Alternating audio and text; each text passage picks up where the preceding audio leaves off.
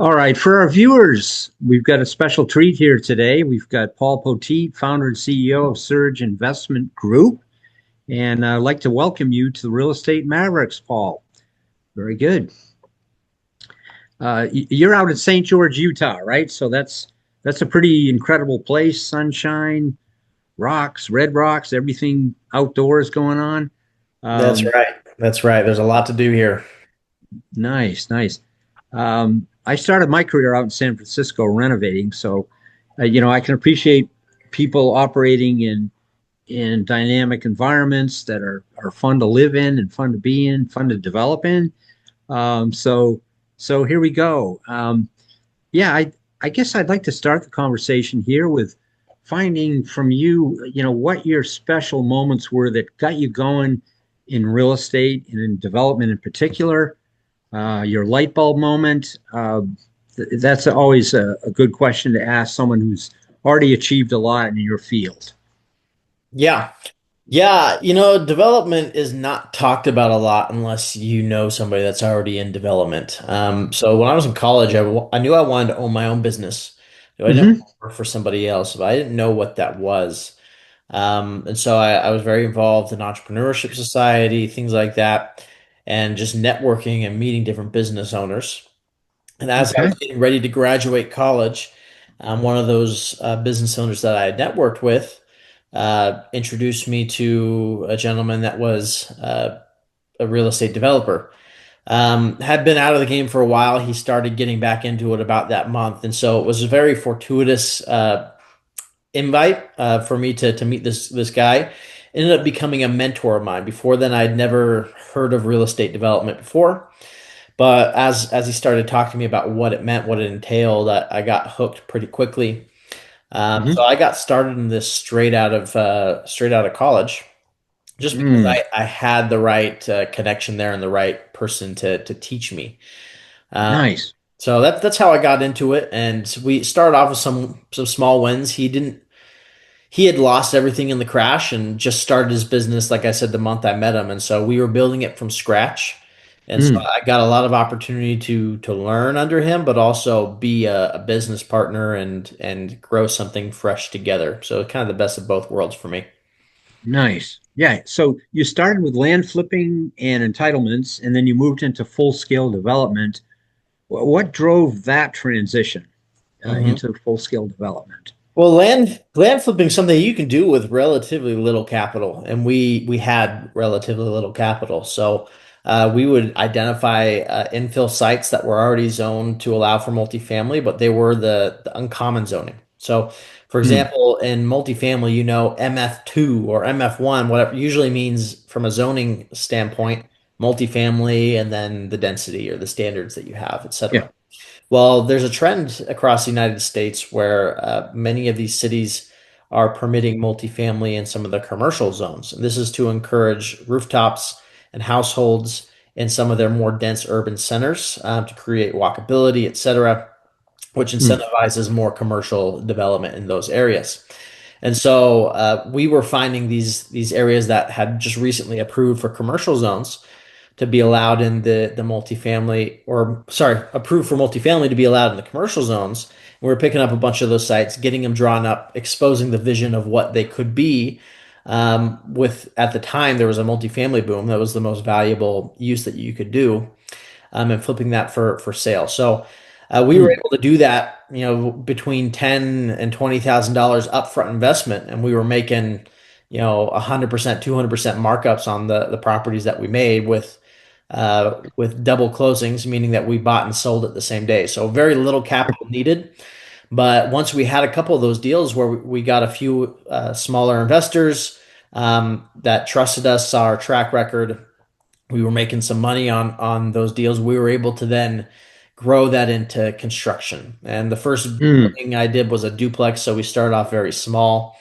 We mm. scaled pretty rapidly from there. We did a three duplex subdivision, and then a 32 unit apartment complex. Then went up to 107 units and so forth. So it was Nice. slow as far as the buildup, but also happened pretty quick and when you look back on it. Well, what did you learn early on about controlling more of the development process? Um, how did that work for you? So that's a good question. So a lot of people specialize, which is Hmm. actually what I recommend for people to do, right? You get really good at one thing. But as a developer, you want to understand everything that's under your scope as a developer. So when I say specialize, I I'm a multifamily developer. I wouldn't want to go do a single family subdivision or a industrial complex. My specialty is multifamily. But within multifamily, I need to be aware of everything that happens from day one to the final sale of that asset. And Mm. when I'm controlling more and more of my land sourcing, my entitlement process, the construction, all that, I'm able to monitor and make sure that we don't get hit with a bunch of cost overruns or other risk factors that are easily crept into multifamily. A good example of this is an entitlement, which is the process of taking a property through city approvals to be able to build it. Oftentimes, working with these city municipalities, it can take you 8 to 16, 18 months to get Mm. something approved. Well, a lot of developers will rely on their entitlement attorneys or their engineering teams, architects to actually manage that process. And you're paying hefty fees for your civil engineering, your architecture, your legal fees, but most of that's because of the extra work that they're doing interacting with city. It's not actually for drawing the plans. Mm. Well, where normally I would pay a civil engineer $100,000 or $120,000 to draw up a site, but that includes the work with the city, we found we could actually pay him $20,000 or $30,000 just to draw the plans, and then I will go interact with the city. And I care a lot more about that getting done faster than the civil engineer does.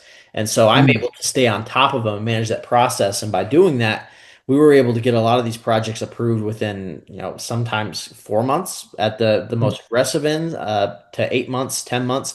We never really had a project go beyond 10 months on the entitlement timeline, which Mhm. is pretty rare. So that's one example of controlling more of the process that allowed us to stand out. Nice, nice, nice. So, how did all this evolve into building a vertically integrated platform like Surge? Yeah. And when I say vertically integrated, we are not a general contractor, so we don't have everything in house, but Mm. we do a lot in house.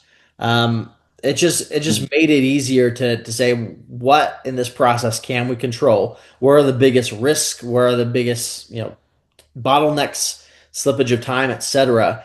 And where does it make sense for us to bring that under our control to be able to mitigate some of those things, right? Mm. Mhm.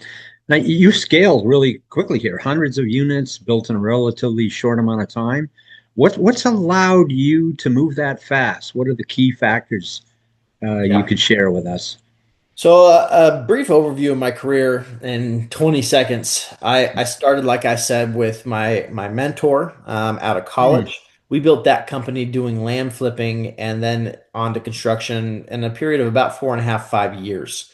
Then I Mm. sold my ownership in that company for multi seven figures back in 2021. And so 2021, that's where I started Surge Investment Group. And when I started Surge Investment Group, I had two things going for me. First, I had that fresh cash exit, so I had a bunch of cash in my pocket, which always helps in development. And second, I had a network of investors that we had built up from my previous company, and a lot of them wanted to continue investing with me in my new company. And so we were Yeah. able to leverage those two things and scale pretty quickly. In hindsight, I would have gone a little slower Mm. because, as you know, this was at the end of 2021. Well, Mm. 2022 comes around and interest rates start to go crazy. The market becomes unstable. And so I would have had a lot less headache over the last couple of years had I done fewer projects and just been more cash heavy Mm. for those projects. But at the time, it seemed like the right decision. We were able Mm. to raise about 35 million in equity in the period of about 8 months from when I started Surge Investment Group to start construction on 400 units, and that's where we scaled pretty quickly. Nice, nice. So, how are you sourcing and underwriting deals today compared to when you started this up back in 21. Has that changed for you? Your sourcing and underwriting. It has changed, but it hasn't. Mhm. I would say our tools have gotten more sophisticated. Where, like, for example, the Excel spreadsheet that we use is built out a lot better than what it was in 2021. It factors in Mhm. more things, but the basics have always been the same, right? You Mm. want to find land in a good market that's growing, has an economy that's likely to keep growing for a while, and where there's a lack of competition or other housing product in a high demand environment. So that's ultimately where we select our property. Now you can go dive into the numbers of like, well, what is it going to take to build it? What's it going to cost to finance it, etc.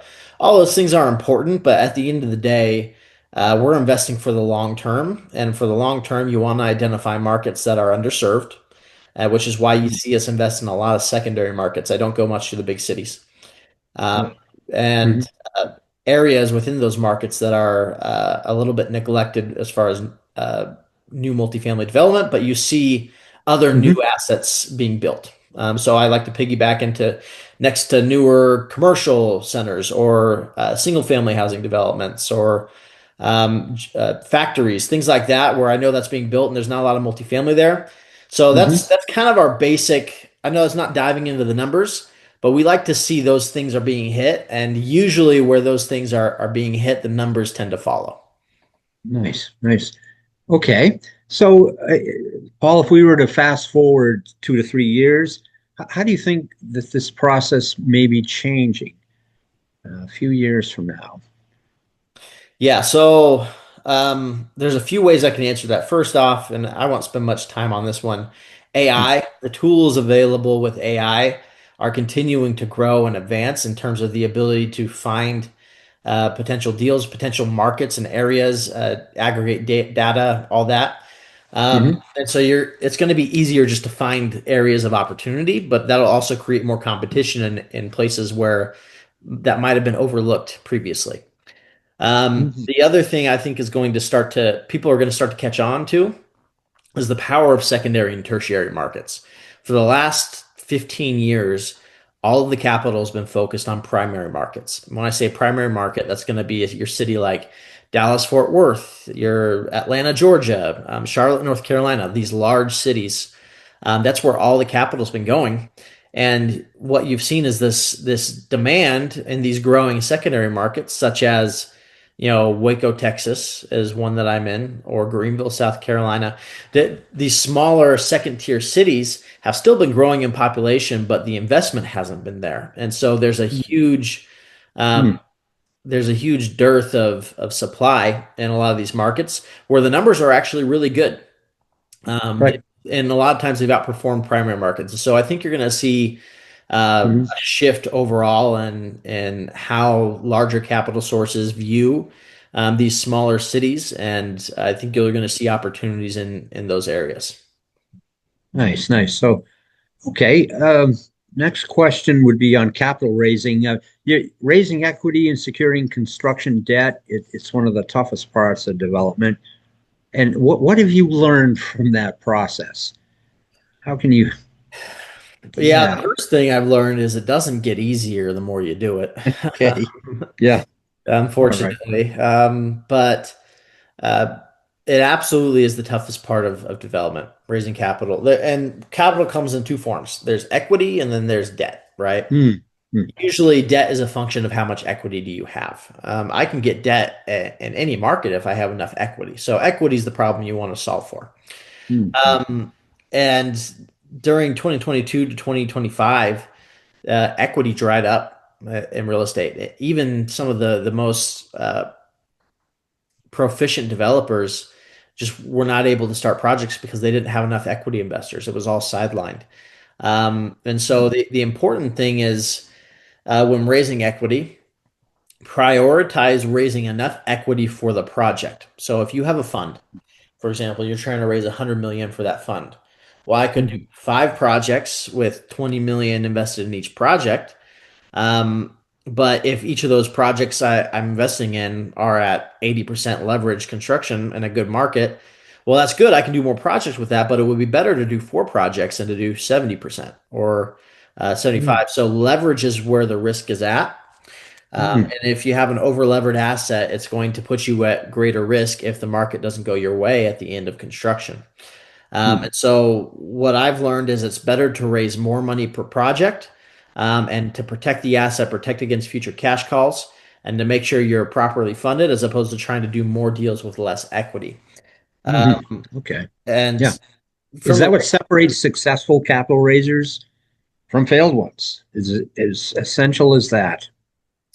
Well, yes. Obviously, this is an oversimplification. There's a lot of factors that go into this, but at the end of the day, if you can't perform on the deals that you're doing, you're not going to be able to raise more capital. And if you Mm, overlever yourself and put yourself and your investors in positions where they're at greater risk, then it's unlikely that they're going to want to reinvest with you, and it's unlikely you're going to have the performance to be able to show future investors that you can actually perform.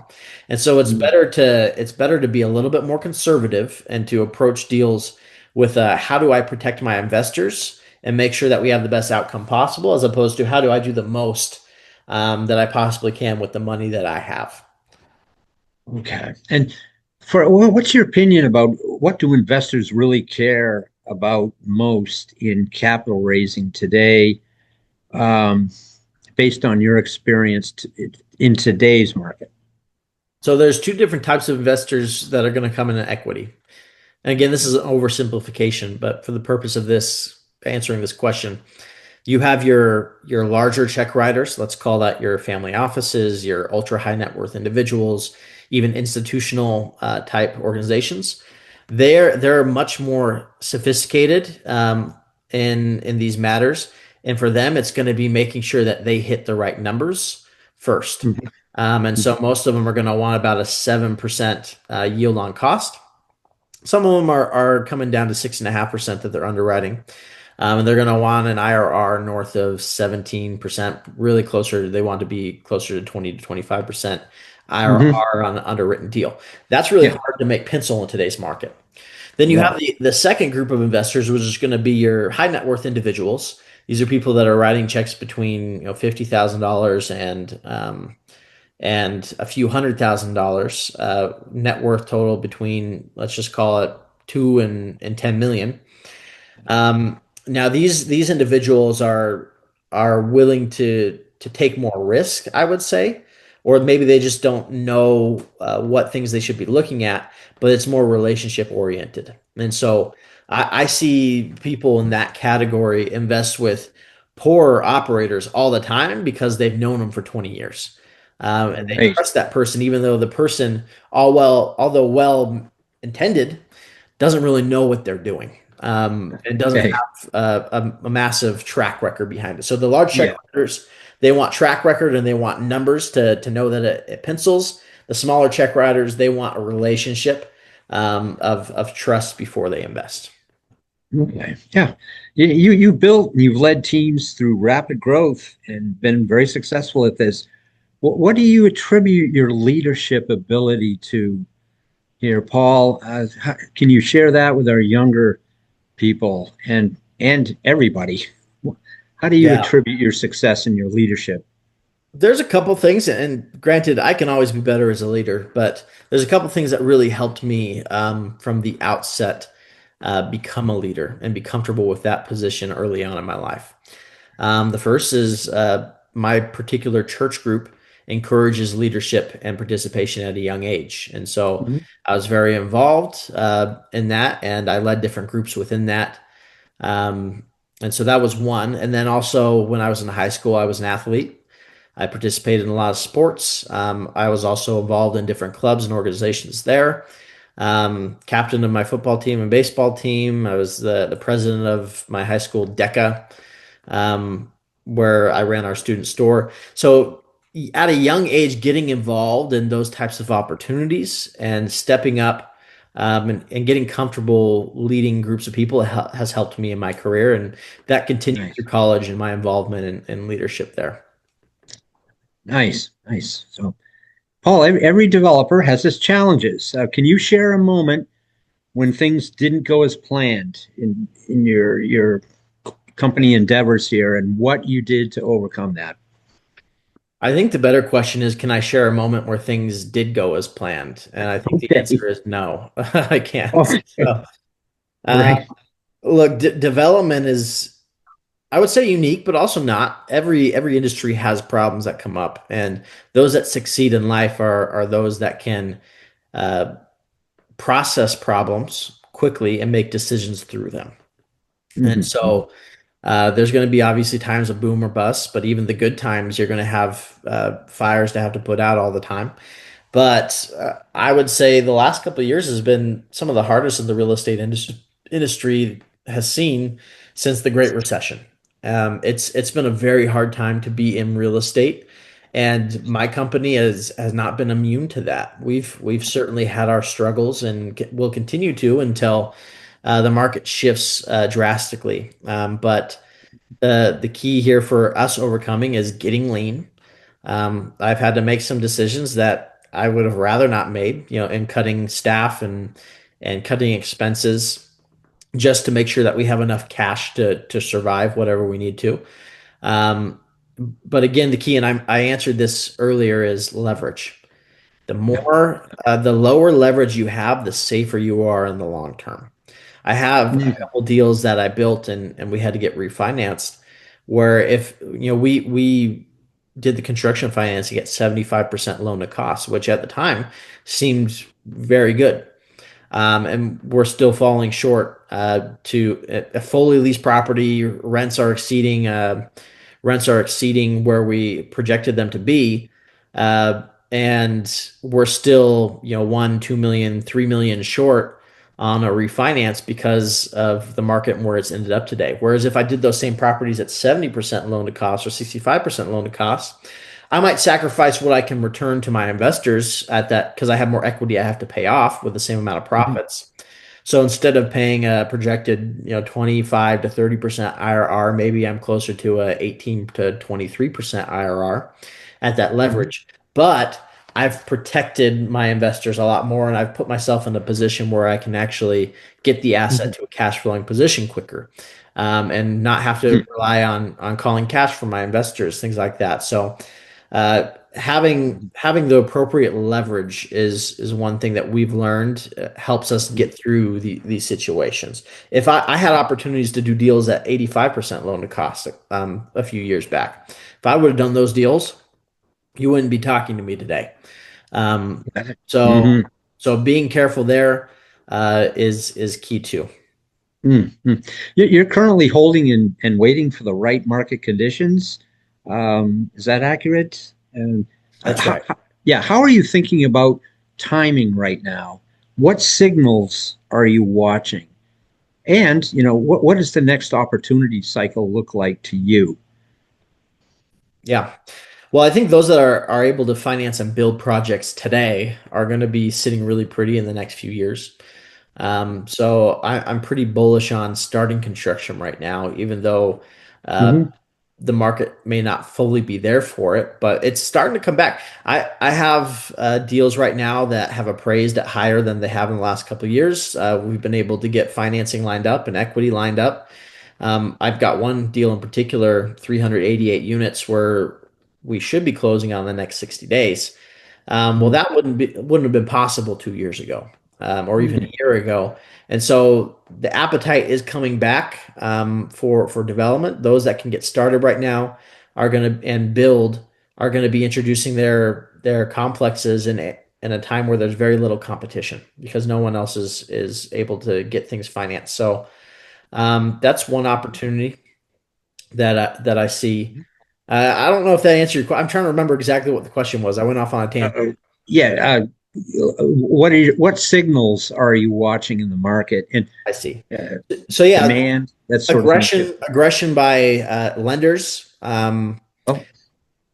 and underwriting. So if, for example, they've been at a 7% debt yield of what most of these equity check writers have been waiting for.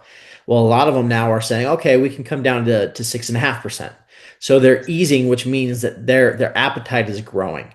So that's one Mm, sign that I'm seeing things are going to start to go well over the next few years. mm, Buyers are willing to pay a little bit more. I'm getting calls, and when I tell people this is the number I'd sell my asset for, it's less balking and say, "Oh, we're not quite there yet, but I don't think we're far from it." Right? yeah. So just little things like that tell me that we're getting closer and closer. And demand, how do you see demand for housing over the next while? It's certainly off the charts for affordable housing everywhere in this country. But what about the other niches? Well, that's one thing. I never do luxury housing. That's always going to be unpredictable demand. But for your more affordable, and when I say affordable, you have your subsidized housing, but also you have your market rate, but built for your blue collar type renter type product. And that's a lot of what I do. Mhm. Demand's always going to be strong. You're going to have some temporary, absorption issues if you're building in an area that's has a lot of competition, is being overbuilt. But if you're selective in the markets that you're building in, and you're picking markets that haven't been overbuilt, there's going to be a long-term demand for the foreseeable future. Um, Mm, there's a huge need for affordable housing, and those that can provide it are, for the long term, going to be sitting pretty. nice. What's in your view? What's the biggest misconception about development and developers in general? It's a good question. There's a few ways I could go with that, but are you familiar with the movie 2 Weeks Notice? No, I'm It's sorry, I've never seen it. Yeah, it's got Hugh Grant and Sandra Bullock. It's a good movie. It's a chick flick, Yep. but he's the main character in this is the big developer. Okay. And I Yeah. feel like a lot of people look at developers and they think these are the people with all the money, right? They'll do anything to make a dollar. They just want to build and build and build so that they can keep their riches or whatever. But the truth is, 90% of developers out there are actually just small business owners. A Yeah. lot of people that are trying to make it in life and trying to get by, and they're doing so by trying to provide a need. And so Sure. the whole misconception of this developer just wants to tear down the city park or the school to build a high rise. That's kind of what a lot of people think is these evil developers that are trying to do these things. First off, if you know this business, you know a city would never let you tear down a park to build a high rise. Um, Yeah. but Yeah. a lot of developers are just, your average people local to your community who want to make a difference, Mm, who are trying to create a project that's going to provide for their families, who want to mm, provide for a need in their communities. There's a lot of very good people out there that are out mm. there doing this. Nice, nice. Paul, thank you. You've got the perspective from the inside, who's you've done a very successful transition in your whole career, and you're making a difference out there right now in the development projects that you do. And thank you so much for providing the insight and the wisdom here from your experience to our listeners. So, yeah, this has been quite an education, I hope, for everybody. And so, thank you so much for being on the show here today.